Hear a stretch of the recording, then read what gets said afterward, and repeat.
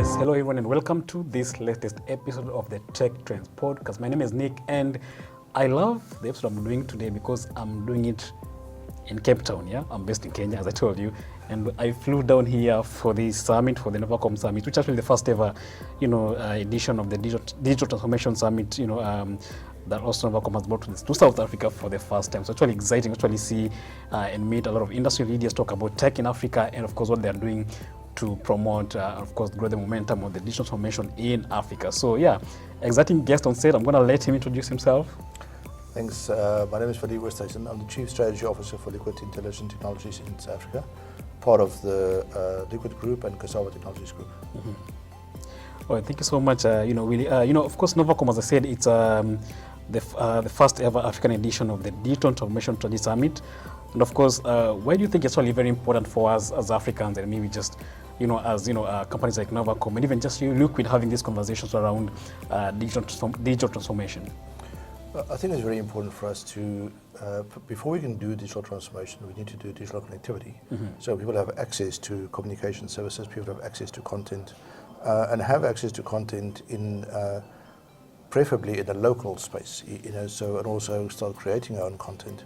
So it's really about how do we create a digital infrastructure, pan-African, connect ourselves also then to the rest of the world through the submarine cables, use things like wireless technologies, etc., to just build the digital infrastructure first, and then overlay that with digital services, cloud services, security services, content delivery services, etc., which will then enable everybody to have access to that.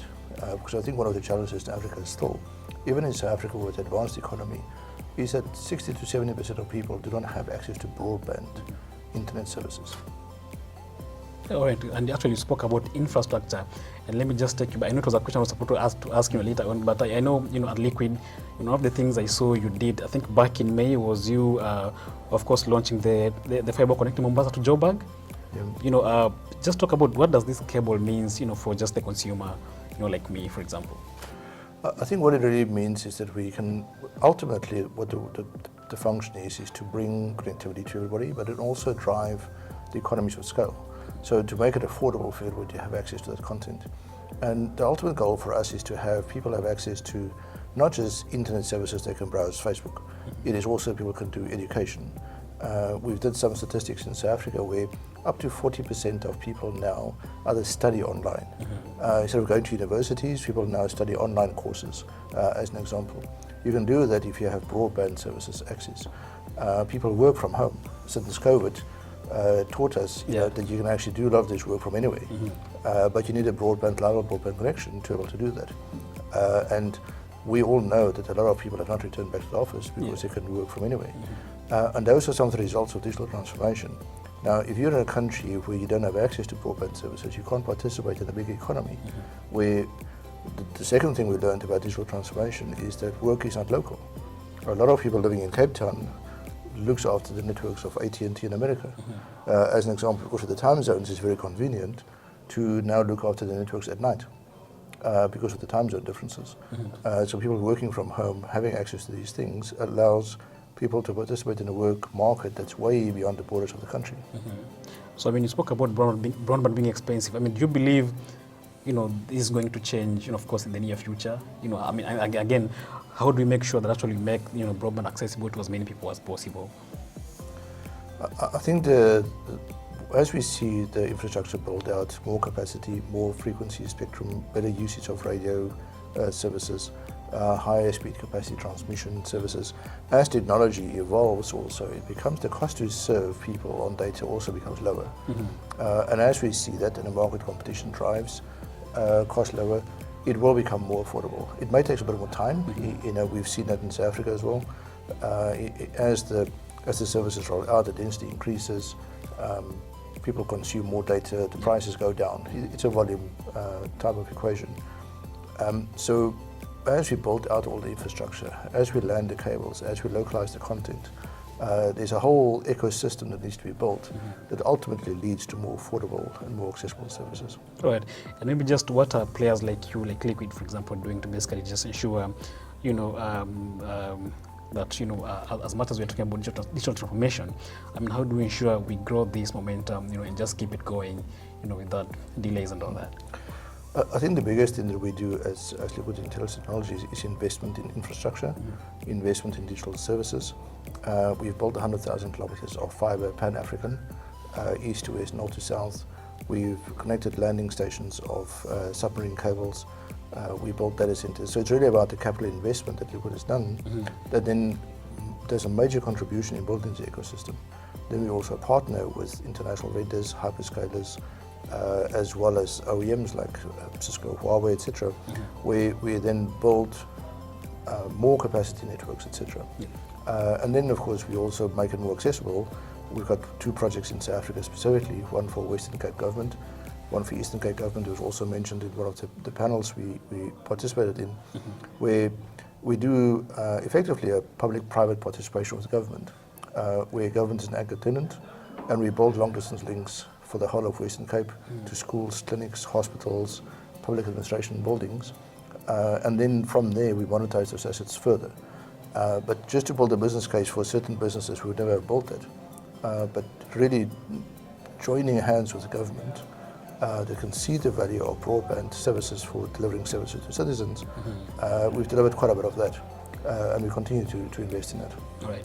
One of the things I saw, of course, Julia talked about, when he was giving her keynote, on the first session of the day, she was talking about how, of course, Africa, we need to have a lot of partnerships, of course, between governments and governments, as you said, PPPs. Do you think that was what has been lacking, what has been derailing, the transformational journey of Africa? I don't think it necessarily derails it. I think it accelerates it if we do that, if we do participate in that. So when public sector and private sector join hands, and put capital to work for the benefit of the citizens, is always a good outcome that we have there. I think, talking from that panel that we had, the discussion went around whether it's the responsibility of the hyperscalers to invest in last mile access or whether it's the function of the operators.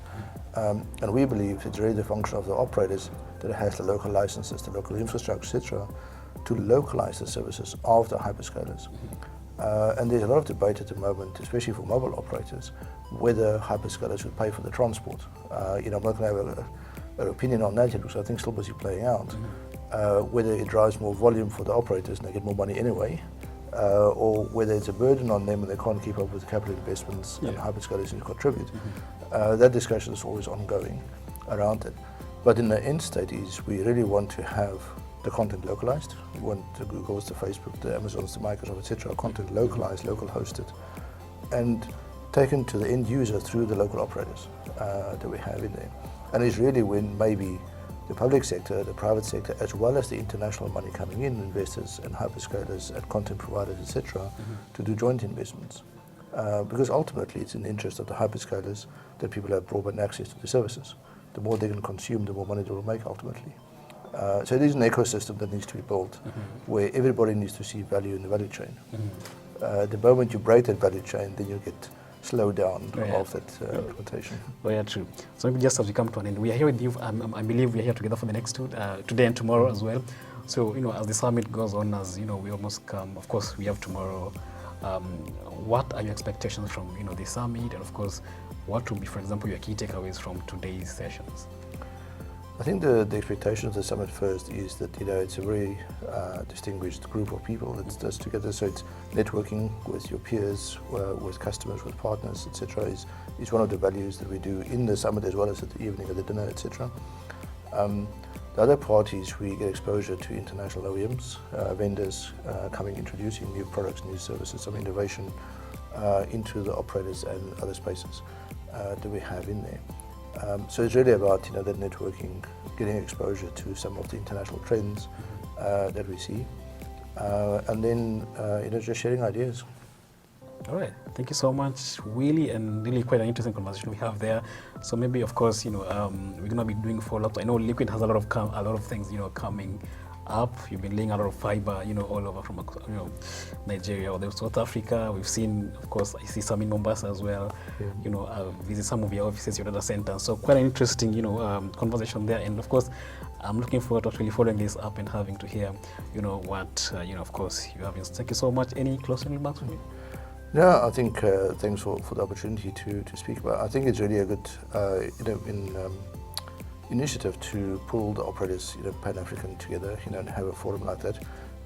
And we're hoping to see people at the event at AfricaCom, where Liquid always has a big investment, and drive some of that forward as well from discussions we started here. All right, thank you so much. I think I'll try and make sure I attend AfricaCom in November, I think. Yes, in November. Yeah, so, as well. All right, all right. Thank you so much for listening, and for those who are watching as well. I'm gonna see you in the next episode. Thank you. All right.